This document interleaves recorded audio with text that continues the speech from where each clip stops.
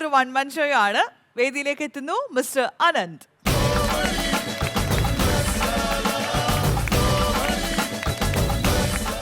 ചേട്ടാ നമസ്കാരം.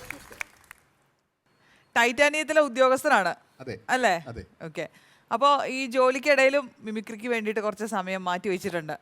പണ്ട് തൊട്ട് സ്കൂൾ ടൈം തൊട്ട് മിമിക്രി ഒക്കെ ചെയ്യാറുള്ളതാണോ? സ്കൂൾ ടൈം അല്ല, പ്രീ ഡിഗ്രി മുതലാണ് എനിക്ക് മിമിക്രി ഉണ്ടെന്ന് ഞാൻ മനസ്സിലാക്കുന്നത്. ആഹാ, ഇങ്ങനെ ഒരു കല ഉറങ്ങി കിടപ്പുണ്ടെന്ന് അന്നേരം മനസ്സിലാക്കുന്നത്. പിന്നെ കോളേജിലൊക്കെ മിമിക്രിയിൽ മത്സരത്തിൽ കോളേജ് തലത്തിൽ നമുക്ക് സമ്മാനം കിട്ടിയിട്ടുണ്ട്. സമ്മാനം കിട്ടിയിട്ടുണ്ട്. പിന്നെ 96 കൊച്ചിൻ യൂണിവേഴ്സിറ്റിയിൽ 1ാം സ്ഥാനം കിട്ടിയിട്ടുണ്ട്. ഓ, യൂണിവേഴ്സിറ്റി കലോത്സവത്തിൽ 1ാം സ്ഥാനം കിട്ടിയിട്ടുണ്ട്. Very good. അപ്പോൾ ഇന്ന് എന്താണ് ഇവിടെ സ്പെഷ്യലായിട്ട് ചെയ്യാൻ പോകുന്നത്? നമുക്ക് രാമചന്ദ്രൻ്റെ കൗതുക വാർത്താ വായന മുതൽ അങ്ങോട്ട് 1-2 സിനിമാ നടന്മാരുടെയൊക്കെ ശബ്ദം, രാഷ്ട്രീയ നേതാക്കന്മാരുടെയൊക്കെ ശബ്ദം എടുക്കാമെന്നുള്ള പ്രതീക്ഷയിലാണ് വന്നിട്ടുള്ളത്. തീർച്ചയായിട്ടും. അതിനിപ്പോൾ എന്താ, ആകാശവാണിയിലൂടെ വാർത്താ വായന രംഗത്ത് തങ്കലിപികളാൽ കുറിക്കപ്പെട്ട ഒരു ശബ്ദമാണ്, ഒരു വ്യക്തിത്വമാണ് രാമചന്ദ്രൻ്റെ വാർത്താ വായന എന്നുള്ളത്. അദ്ദേഹത്തിൻ്റെ ഒരു കൗതുക വാർത്താ വായനയോടുകൂടി ഞാൻ തുടങ്ങട്ടെ.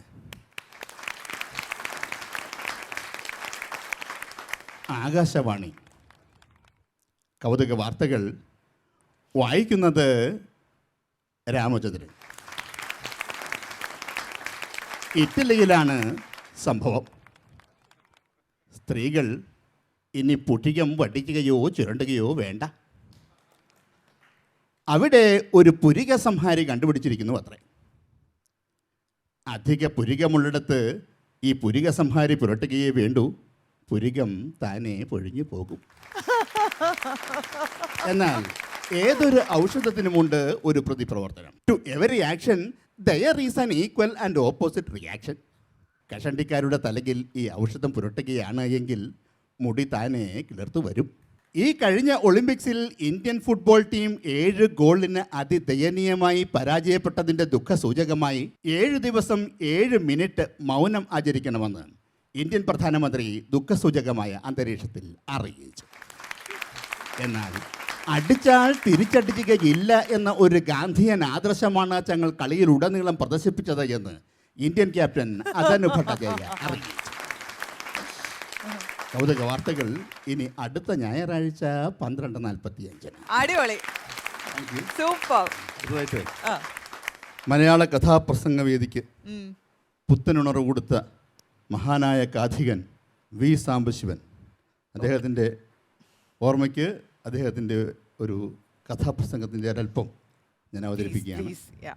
വിശ്വമഹാകവി വില്യം ഷേക്സ്പിയറുടെ ഒഥല്ലോ എന്ന കഥാപ്രസംഗം ലോക സാഹിത്യത്തിൽ ആ കഥ വളരെയധികം ചർച്ച ചെയ്യപ്പെട്ടൊരു വിഷയമാണ്. പ്രിയമുള്ളവരെ, എൻ്റെ നായകൻ ഇതാ കടന്നു വരുന്നു. ഒഥല്ലോ 6-6.5 അടി പൊക്കം, അതിനൊത്ത ആരോഗ്യം, ചിരട്ടക്കഴി, എണ്ണ ചാലിച്ച് ദേഹത്തെ വാരിത്തേച്ച നിറം, കർത്താവിൻ്റെ അർദ്ധരാത്രിക്ക് ജനിച്ച പോലുണ്ട്. അദ്ദേഹത്തോട് ചോദിക്കൂ, മിസ്റ്റർ ഒഥല്ലോ, എന്താണ് നിങ്ങൾക്ക് നിങ്ങളുടെ ഭാര്യയെക്കുറിച്ചുള്ള അഭിപ്രായം? എന്താണ് നിങ്ങളുടെ ഭാര്യയെക്കുറിച്ചുള്ള? അദ്ദേഹത്തിൻ്റെ ഭാര്യയെക്കുറിച്ച് ഞാൻ പരിചയപ്പെടുത്താം. ഡെസ്റ്റമന, DESDEMONA, ഡെസ്റ്റമന. ഒഥല്ലോ, എന്താണ് നിങ്ങൾക്ക് നിങ്ങളുടെ ഭാര്യയെക്കുറിച്ചുള്ള അഭിപ്രായം? അദ്ദേഹം സധൈര്യം ചോദിക്കൂ. അദ്ദേഹം പറയും അപ്സരസാണെൻ്റെ ഡെസ്റ്റമൻ. ഡെസ്റ്റമന എന്ന് അദ്ദേഹം തീർത്ത് വിളിക്കുന്നില്ല, ഡെസ്റ്റമൻ. പങ്കജാക്ഷിയോട് കൂടുതൽ സ്നേഹം തോന്നുമ്പോൾ പങ്കജാക്ഷി എന്ന് നീട്ടി വിളിക്കുമോ? പങ്കി എന്നല്ലേ വിളിക്കുമെന്ന് പറഞ്ഞ പോലെ ഡെസ്റ്റമൻ പാടുമാടും സുഹൃൽ സമ്മേളനങ്ങളിൽ. അടിപൊളി. ഇപ്പൊ ഞാൻ ബാക്കി കഥ കേൾക്കാൻ ഇരിക്കുകയായിരുന്നേ. ശരിക്കും ഒരു കഥാപ്രസംഗം കേട്ടിരിക്കണമല്ലോ. ഇത് അനുകരണമാണല്ലോ എന്നുള്ള കാര്യം മറന്നേ പോയി. Thank you very much. അടുത്തതായിട്ട് നിത്യഹരിത നായകൻ പ്രേം നസീർ സാറിൻ്റെ. പ്രിയമുള്ളവരെ, നിങ്ങളെ എല്ലാവരെയും കണ്ടപ്പോൾ എനിക്ക് എന്തെന്നില്ലാത്ത സന്തോഷമാണ് തോന്നുന്നത്. ശുഭദിനെ, അന്നൊരിക്കൽ നിൻ്റെ വീട്ടിൽ വന്നപ്പോൾ നീ എന്നെ അപമാനിച്ചു. നിന്നോട് ഇച്ചിരി ഉമിക്കിരി ചോദിച്ചപ്പോൾ നീ എനിക്ക് തന്നില്ല. ആ ഉമിക്കിരി ചോദിച്ചിട്ട് തരാത്തയാളുടെ ചായ ഞാൻ കുടിച്ചതുമില്ല. മണ്ടിപ്പെണ്ണെ, ഞാനൊരു തമാശ പറഞ്ഞതല്ലേ, ആ ഒന്ന് ചിരിക്കൂ, അങ്ങനെയല്ല ഇങ്ങനെ. സൂപ്പർ. ഇന്ത്യൻ റുപ്പി എന്ന ചിത്രത്തിലെ ആ തിലകൻ ചേട്ടൻ്റെ ഒരു വലിയ സുന്ദരമായ മനോഹരമായ ഒരു സീനുണ്ട്. ആ അതിൻ്റെ ഒരു വോയിസ് ഓക്കെ. ആ നവംബർ 26 എന്ന് പറയുന്നത് വൃശ്ചികപ്പത്ത് ശനിയാഴ്ച തൃക്കേട്ടയാണല്ലോ. അർക്കാരമന്ദവാരേഷു ക്രിയതേ നാദിശോഭന എന്നാണ്. ശനിയാഴ്ചയും തൃക്കേട്ടയും ഒരുമിച്ച് വന്നാൽ വലിയ ദോഷ. ഇത് ജ്യോതിഷികൾ ആരെങ്കിലും കുറിച്ച് തന്നിട്ടുള്ളതാണോ? ഒട്ടും ശുഭകരമല്ലാത്ത ദിവസം. വൃശ്ചികത്തിലാണെങ്കിൽ നവംബർ 25 തിങ്കളാഴ്ച നോക്കിയാൽ കൃഷ്ണപക്ഷത്തിലെ അഷ്ടമി. ഇഷ്ടാഹ കൃഷ്ണാഷ്ടമി ഏറെ നന്നാവും. അറിയോ, വിശന്ന് വലഞ്ഞു കയറി വന്ന എനിക്ക് അറിഞ്ഞ ആഹാരം തരാൻ ഈ പെൺകുട്ടി കാണിച്ച മനസ്സുണ്ടല്ലോ, അതാടോ തനിച്ച് കിട്ടാൻ പോകുന്നതിൽ ഏറ്റവും വില കൂടിയ ശ്രീധരൻ. സൂപ്പർ. അടുത്തതായി ആറാം തമ്പുരാൻ എന്ന ചിത്രത്തിലെ നരേന്ദ്രപ്രസാദും മോഹൻലാലും ചേർന്നുള്ളൊരു കോമ്പിനേഷൻ സീനാണ്. ഒന്ന് എടുക്കാൻ ശ്രമിക്കുകയാണ്. ഓക്കെ. 16 കൊല്ലം മുമ്പ് ഞാൻ മുടക്കിയ ഉത്സവത്തിന് നീ കൊടിയേറ്റ് നടത്തിയല്ലേ? കുളപ്പുള്ളിയപ്പനെ ജയിക്കാൻ നീ ഉയർത്തിയ കൊടി നീയായിട്ട് അഴിക്കണോ അതോ ഞാൻ അഴിപ്പിക്കണോ? വാക്കിന് നേരും നെറിയുമില്ലാത്ത കള്ളപ്പരീക്ഷ. കൊടിയേറ്റ് കഴിഞ്ഞാൽ 16-ാം നാൾ ഉത്സവം നടക്കണം. കൊടിയേറ്റ് കഴിഞ്ഞാൽ ഉത്സവം നടക്കണം. നടന്നേ തീരൂ. പക്ഷേ നിനക്കറിയാം നടക്കില്ല എന്ന്. അപ്പോൾ നീ അടവ് മാറ്റി അപേക്ഷയുടെ പുതിയ ഭാഷയുമായി വന്നിരിക്കുകയാണല്ലേ. നീ ഒരു സൂത്രശാലിയായ കുറുക്കനാണ്. അപ്പൻ എന്ന് വിളിച്ച അതേ നാവുകൊണ്ട് തന്നെ ചെറ്റ് എന്ന് വിളിക്കേണ്ടി വന്നതിൽ മനസ്താവുമുണ്ട്. എടോ, അപ്പൻ എന്ന് പേരുള്ള ചെറ്റ്, താൻ ആരാടോ? തൻ്റെ കളരിയും മർമ്മവിധിയും തരികൾ നമ്പരും എല്ലാം ചിലവാകും ഇവിടുത്തെ പാവം ജനങ്ങളുടെ മുമ്പിൽ. ഇത് ആള് വേറെയാ. കളി ഒരുപാട് കണ്ടവനാ ഞാൻ. കൊടിയേറ്റ് നടത്തിയെങ്കിൽ ഉത്സവം ജഗന്നാഥൻ നടത്തും. തൻ്റെ അറയിലോ അപ്പൂപ്പൻ്റെ കുഴിമാടത്തിൻ്റെ ഉള്ളിലോ താൻ കൊണ്ടുവച്ചിരിക്കുന്ന തിരുവാഭരണത്തിൻ്റെ ആമാടപ്പെട്ടി താൻ തന്നെ കൊണ്ടുവരും. പുഴക്കരയിലെ വട്ടത്തറയിൽ തന്നെ ഞാൻ വരുത്തും. ഇതിനിടയിൽ അറിയാവുന്ന നാറിയ കളികളെല്ലാം താൻ കളിക്കുമെന്ന് എനിക്കറിയാം. ഒന്നും നടന്നില്ലെങ്കിൽ തന്നെ പച്ചയ്ക്ക് കൊളുത്തിയിട്ട് ജഗന്നാഥനെയും മണ്ണ് വിട്ടു പോകും.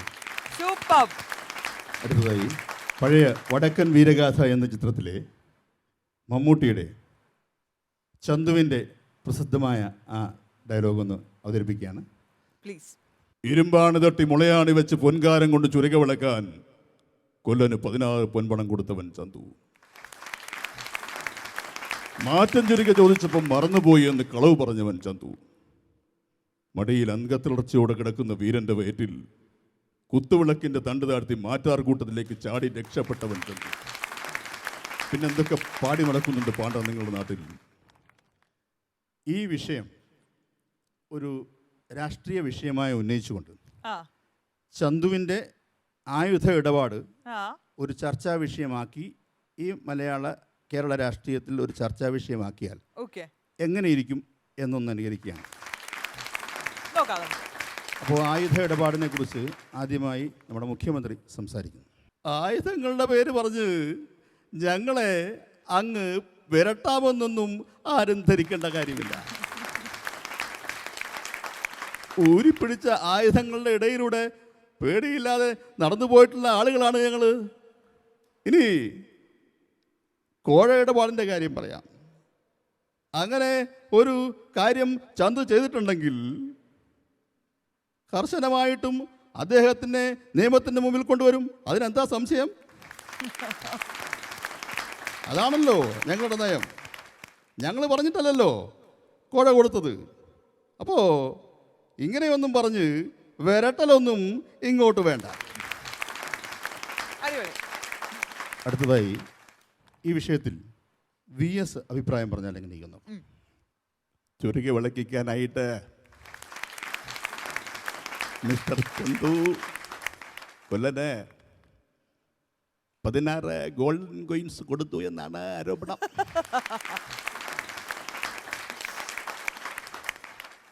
എന്തൊക്കെ തന്നെയാണെങ്കിലും ഇത് കോഴ തന്നെ, കോഴ കോഴ.